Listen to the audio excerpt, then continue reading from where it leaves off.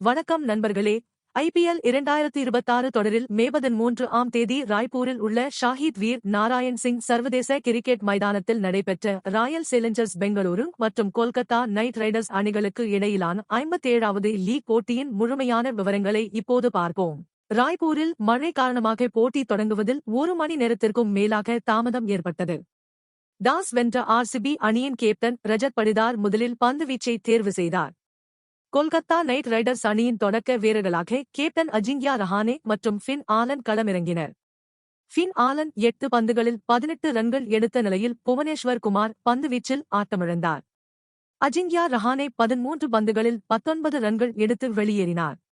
அங்கிரிஷ் ரகுவன்ஷி மிகவும் நேர்த்தியாக விளையாடி சரிவிலிருந்து மீட்டெடுத்தார். அவர் கேமரூன் கிரீனுடன் இணைந்து 3வது விக்கெட்டுக்கு 68 ரன்கள் சேர்த்தார். கேமரூன் கிரீன் 24 பந்துகளில் 32 ரன்கள் எடுத்து சிறப்பான பங்களிப்பை வழங்கினார்.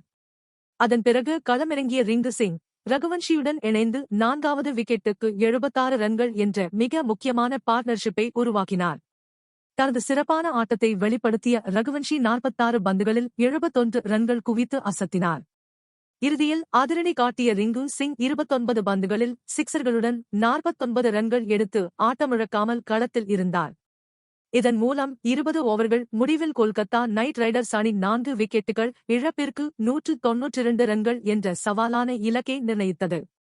RCB தரப்பில் புவனேஸ்வர் குமார் 34 ரன்கள் விட்டுக் கொடுத்து 1 விக்கெட்டையும், ஜோஷ் ஹேசில்வுட் 35 ரன்கள் கொடுத்து 1 விக்கெட்டையும், ரசிக் சலாம் 35 ரன்கள் கொடுத்து 1 விக்கெட்டையும் வீழ்த்தினர். 193 ரன்கள் என்ற வெற்றி இலக்கை நோக்கி களமிறங்கிய RCB அணிக்கு ஆரம்பத்திலேயே நெருக்கடி ஏற்பட்டது.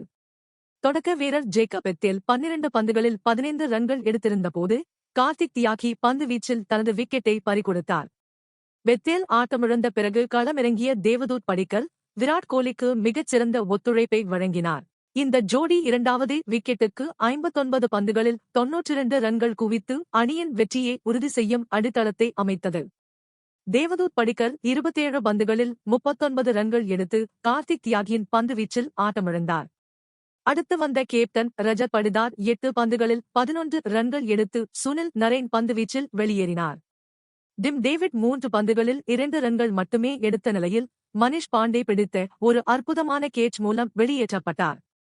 ஒருபுறம் விக்கெட்டுகள் வீழ்ந்தாலும் மறுபுறம் விராட் கோலி கொல்கத்தா பந்துவீச்சை நாலாபுறமும் சிதறடித்தார். இறுதிவரை ஆட்டமிழக்காமல் களத்தில் இருந்த விராட் கோலி 60 பந்துகளில் 105 ரன்கள் குவித்தார்.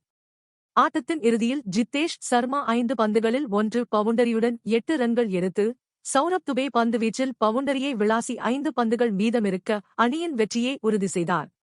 RCB அணி 19.1 ஓவர்களில் 4 விக்கெட்டுகளை மட்டுமே இழந்து 194 ரன்கள் எடுத்து 6 விக்கெட்டுகள் வித்தியாசத்தில் அபார வெற்றி பெற்றது. கொல்கத்தா தரப்பில் கார்த்திக் தியாகி 32 ரன்கள் கொடுத்து 3 விக்கெட்டுகளை வீழ்த்தினர். இந்த அபார வெற்றியின் மூலம் ராயல் சேலஞ்சர்ஸ் பெங்களூரு அணி 16 புள்ளிகளுடன் நிகர ரன் ரேட் அடிப்படையில் புள்ளிப்பட்டியலில் குஜராத் டைட்டன்ஸ் அணியை பின்னுக்கு தள்ளி முதலிடத்தை பிடித்துள்ளது. இந்த ஆட்டத்தின் மிகச்சிறந்த செயல்பாட்டிற்காக ஆட்டநாயகன் விருது விராட் கோலிக்கு வழங்கப்பட்டது. மேலும் பல கிரிக்கெட் அப்டேட்களுக்கு தொடர்ந்து இணைந்திருங்கள். நன்றி.